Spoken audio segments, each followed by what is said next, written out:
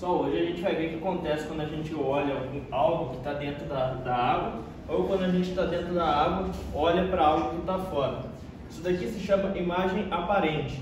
A gente tem um diótipo, que é o quê? Um plano que divide dois meios refringentes, no caso aqui o ar e a água. Se a gente estiver fora da água e a gente for olhar um objeto dentro da água, como o índice de refração do ar é menor do que o índice de refração da água, lembra que quando a luz ela troca de meio de índices de menor refração para maior refração, o raio de luz tende a se aproximar da normal.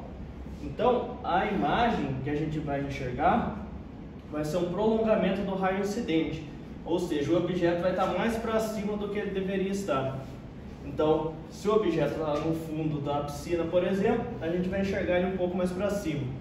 Agora, se a gente estiver dentro da piscina e observar um objeto para fora, como o índice de refração da água é maior do que o do ar, lembra que quando a gente tem índice de refração maior passando por índice de refração menor, a luz ela se afasta do normal. Então, o objeto vai ser observado no prolongamento da luz incidente. Então, o objeto vai estar mais para cima do que ele deveria estar. Então, o objeto está aqui, a gente vai enxergar ele aqui.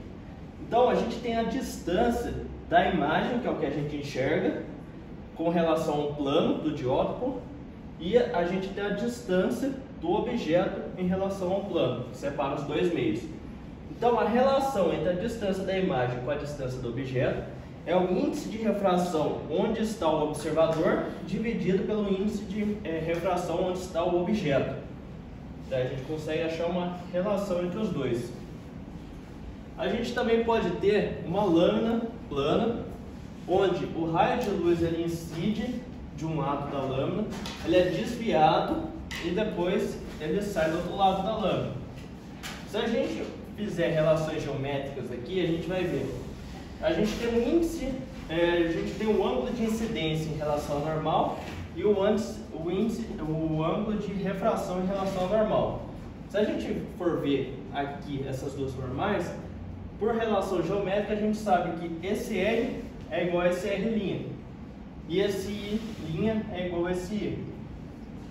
Então, a partir disso, a gente pode perceber que esse raio de luz que incidiu lá do outro lado da lâmina, ele não sofreu desvio de ângulo, ou seja, ele é paralelo. Então, só teve um desvio na reta dele, ele não teve desvio de ângulo. Então, esse raio de luz e esse raio de luz é paralelo. A gente consegue calcular esse desvio.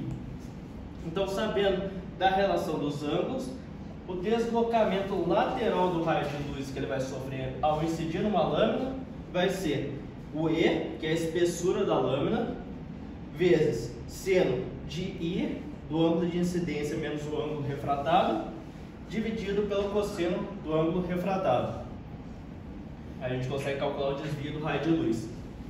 Agora, já no prisma, o negócio é diferente, porque o raio de luz ele incide, ele é refratado dentro do prisma e depois ele sofre outro desvio na hora de sair. Então, a gente tem um ângulo de incidência com relação ao normal, a gente tem um ângulo de refração com relação ao normal também, aí a gente tem um outro ângulo de refração, um outro ângulo de incidência.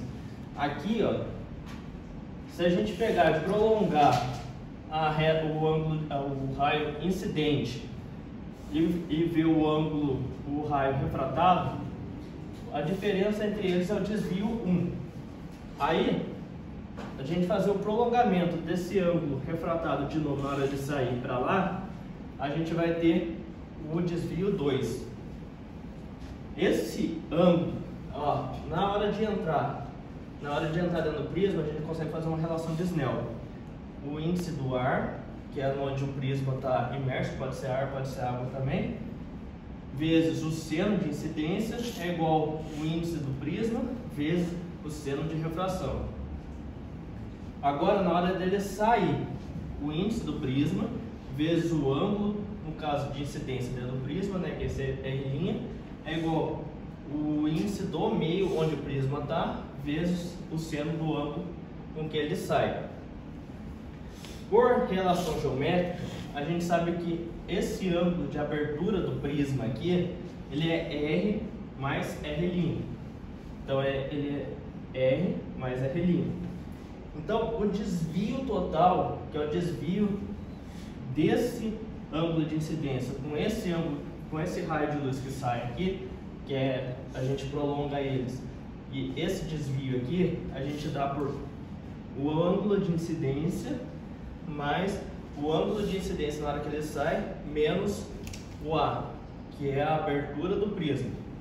Agora, o desvio mínimo que o raio de luz sofre é 2 vezes o ângulo de incidência menos A. Essas são as relações que a gente tira do prisma.